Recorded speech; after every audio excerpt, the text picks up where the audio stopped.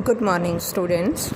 Because of your NTSC preparation, we are unable to start our computer syllabus, and your book name is Computer Application by Sumita Arora. Today we will start first chapter, Internet Basics. इसके अंदर आपको internet के अंदर use होने वाले basic terms और internet के बारे में बताया गया है। तो सबसे पहले आपको first of all you should know the internet. What is internet? Internet is a collection of small interconnected network. It is a group of small interconnected networks. We can say that LAN, local area network, WAN, wide area network, MAN, metropolitan area network. Combination of all these is known as internet. On internet each individual can communicate with each other. कोई भी individual जो internet के साथ connected है वो internet के ऊपर अपनी इंफॉर्मेशन को शेयर कर सकता है और अपनी जो प्रोडक्ट हैं उनको सेल कर सकता है. फिर इंटरनेट के ऊपर जो सबसे ज़्यादा यूज होती है वो आपने देखा होगा, कोई भी वेबसाइट आप लॉगिन करते हो तो उससे पहले www लिखा होता है. www क्या है? World wide web. टिम बर्नर-ली ने इसको 1989 से 1991 तक डेवलप किया था. इसको डेवलप करने का मेन मोटिव ये था कि इससे पहले जो भी हमारा जहाँ पे भी हम इंफॉर्मेशन को ट्रांसफ़र करते थे, जो मीडियम था उसके ऊपर हम सिर्फ टेक्सचुअल इंफॉर्मेशन भेज सकते थे. सबसे पहले ARPANET ने 1969 में इंटरनेट को इन्वेंट किया था. ये जो है ये इंफॉर्मेशन आपकी एक पहले पुरानी बुक हुआ करती थी उसके अंदर दे रखी थी, लेकिन most of the time question में be ask in exam that who discover first internet. Internet को सबसे पहले ARPANET ने डिस्कवर किया था, advance research project agency network, और 1969 में किया था. इसने क्या किया था, दो कंप्यूटर के थ्रू जो इंफॉर्मेशन भेजी थी वो सारी टेक्सचुअल फॉर्म में थी. लेकिन उसके बाद धीरे धीरे उसके बाद इंटरनेट के बाद NSF ने इसको यूज किया. NSF के बाद जो प्राइवेट इंस्टीट्यूट थे उन्होंने इसको यूज किया. धीरे धीरे इसकी पॉपुलैरिटी जो है वो बढ़ती चली गई और ऐसे 1989 में वर्ल्ड वाइड वेब का डेवलपमेंट हुआ. वर्ल्ड वाइड वेब क्या है? एक स्टैंडर्ड है, या फिर ये कह दें कि हम एक जगह है, जैसे आपका स्कूल है और आपकी क्लास है 10th NTSC, तो वैसे जो ओवरऑल बोला जाएगा वो क्या बोला जाएगा? स्कूल. और बाकी जितने भी क्लास हैं सबकी अपनी अलग लोकेशन है, अलग स्टूडेंट्स हैं, अलग जो टीचर्स हैं वो हैं. ऐसे ही हमारी इंटरनेट के ऊपर वर्ल्ड वाइड वेब का काम है जो आपका स्कूल में है. यानी जितनी भी इंफॉर्मेशन है वो सारी वर्ल्ड वाइड वेब के ऊपर एक्सेस होती है. इसके अंदर प्रोग्राम्स होते हैं, स्टैंडर्ड्स होते हैं, प्रोटोकॉल होते हैं, सेट ऑफ रूल जो मल्टीमीडिया डाटा को अलाउ करते हैं. अब वर्ल्ड वाइड वेब डेवलप होने के बाद टेक्सचुअल डाटा के साथ साथ आपका जो ऑडियो, वीडियो, इमेजेस, ग्राफिक्स ये सब भी ट्रांसफ़र होना स्टार्ट हो गया वर्ल्ड वाइड वेब के डेवलपमेंट के बाद. तो अब उसके बाद है हमारी अब जो है जो ये ऑडियो, वीडियो, इमेजेस, इसको हम क्या बोलते हैं? मल्टीमीडिया. और हाइपर टेक्स्ट क्या होता है? जो आपस में कनेक्टेड होता है.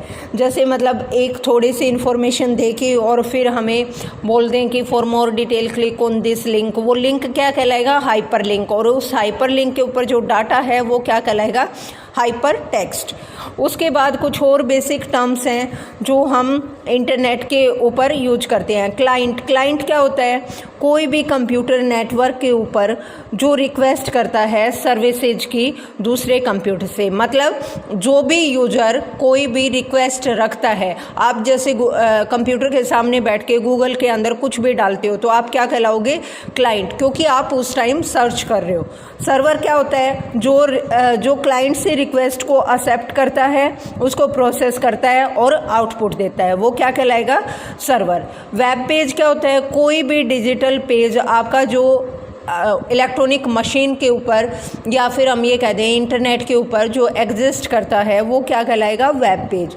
कलेक्शन ऑफ वेब पेज क्या कहलाएगी, वेबसाइट। और कलेक्शन ऑफ वेबसाइट क्या कहलाएगा, वेब पोर्टल।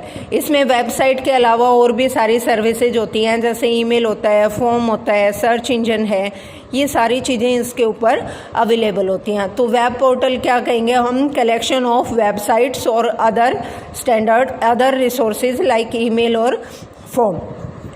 वेब ब्राउज़र क्या होता है, एक ऐसा प्रोग्राम होता है, एक ऐसा प्रोग्राम होगा आपका जो क्लाइंट मतलब जिसके थ्रू क्लाइंट जो है वो अपनी रिक्वेस्ट रखता है, वो क्या कहलाएगा, वेब ब्राउज़र। यानी it is the medium through which any user make their request. जैसे आप गूगल खोलते हो, गूगल क्रोम, वहाँ से रिक्वेस्ट की तो वो क्या कहलाएगा, वेब ब्राउज़र। आपने मोजिला से की तो मोजिला वेब ब्राउज़र कहलाएगा। जिस भी ब्राउज़र का यूज करते हो आप इंफॉर्मेशन को सर्च करने के लिए, वो आपका वेब ब्राउज़र कहलाएगा। इसके कौन कौन से नेम हैं, Mozilla, Firefox, Netscape, mosaic, opera, safari, Linux, ये कुछ वेब ब्राउज़र के नाम हैं जो आपको याद करने हैं। ये मोस्टली पूछे जाते हैं, नेम टू वेब ब्राउज़र्स। यानी आपको ये जो जितने भी नेम दे रखे हैं ये सभी आपको याद करने हैं। वेब क्लाइंट क्या होता है, एक प्रोग्राम होता है क्लाइंट साइड के ऊपर जो रिक्वेस्ट करता है सर्विसेज की, वो क्या कहलाएगा, वेब क्लाइंट। यानी आप अगर किसी वेब पेज के लिए डिमांड कर रहे हो तो आप क्या कहलाओगे, वेब क्लाइंट।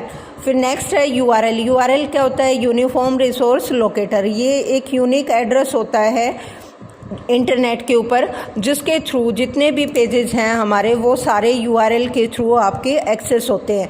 जैसे आपको फ़ोन मिलाने के लिए मोबाइल नंबर की ज़रूरत होती है, वैसे ही आपको किसी भी वेबसाइट को एक्सेस करने के लिए उसकी यूआरएल की ज़रूरत होगी। ब्लॉग क्या होता है, most of the students use Facebook and the place where you post your entries, जहाँ पे आप अपनी इंफॉर्मेशन डालते हो उस जगह को हम क्या कहते हैं, ब्लॉग। और ये जो ब्लॉग है ये एक्सेसिबल होता है, सब मतलब हर कोई इसको पढ़ सकता है, अपने कमेंट कर सकता है। ब्लॉगर कौन होता है, जो लिखता है वो ब्लॉगर होता है, और जो ब्लॉग के अंदर जो लिखा जाता है उसको क्या कहेंगे हम, पोस्ट कहेंगे। और इस सारे प्रोसेस को क्या कहते हैं, ब्लॉगिंग कहते हैं। तो इसके अंदर ये ब्लॉग, ब्लॉगर, ये ब्लॉग किसके अंदर यूज होता है, फेसबुक के ऊपर, जो सबसे बड़ी सोशल नेटवर्किंग साइट है हमारी। इसके अलावा फेसबुक के अलावा हमारे पास न्यूज़ ग्रुप है, ये भी फेसबुक की तरह एक डिस्कशन ग्रुप है, लेकिन इसके ऊपर ट्रेंडिंग न्यूज़ के बारे में डिस्कस होती है, ना कि दूसरी एक्टिविटीज़ के बारे में। जो भी न्यूज़ होती है वो आपकी अपडेट पोस्ट की जाती है, और फिर जो भी इसके साथ कनेक्टेड हैं इंडिविजुअल यूजर्स वो अपने अपने कमेंट करते हैं। फिर नेक्स्ट जो टर्म है हमारी वो है ईमेल, इलेक्ट्रॉनिक मेल। यानी जो भी मैसेज आपका, जो भी सेंसिटिव मैसेज होता है इंटरनेट के ऊपर, उसको भेजने के लिए आज भी हम ईमेल का यूज करते हैं। ये हमारी प्रोटेक्टिव होती है, सिर्फ सेंडर और रिसीवर को ही डाटा के बारे में इंफॉर्मेशन होती है, और जो जितने भी सेंसिटिव इंफॉर्मेशन है हमारी वो ईमेल के थ्रू भेजी जाती है। ईमेल भेजने के लिए हमें एक पर्टिकुलर ईमेल एड्रेस की ज़रूरत होती है, और वो ईमेल एड्रेस इस फॉर्म में लिखा जाता है हमेशा। यानी यहाँ पे आपका नाम होगा, फिर @ फिर जिस साइट के ऊपर आप बना रहे हो उस साइट का नाम, और फिर .com। ये .com क्या है, आपका डोमेन नेम है। इसको भी हम डिटेल में पढ़ेंगे नेक्स्ट क्लास में। तो ईमेल के अंदर एक आपका यूज़र नेम होता है, ये यूज़र नेम यूनिक होता है। अगर आपके नाम से पहले ही कोई आईडी बना चुका है तो उस नाम से आपकी आईडी दोबारा नहीं बनेगी, फिर आपको उसको चेंज करना पड़ेगा। और उसके बाद फिर @ कहाँ किसके ऊपर आप उस वेबसाइट को बना रहे हो तो वो उसका नाम यहाँ लिख देंगे, और .com क्या है, आपका डोमेन नेम है। तो ये था आपका बेसिक्स इंटरनेट के बारे में, और कुछ some basic terms which are used on internet. तो ये वीडियो आपको ध्यान से सुननी है, और हम आगे इन वीडियोस के थ्रू ही हमारा चैप्टर कंप्लीट करेंगे। I hope all will listen this video carefully. Thank you.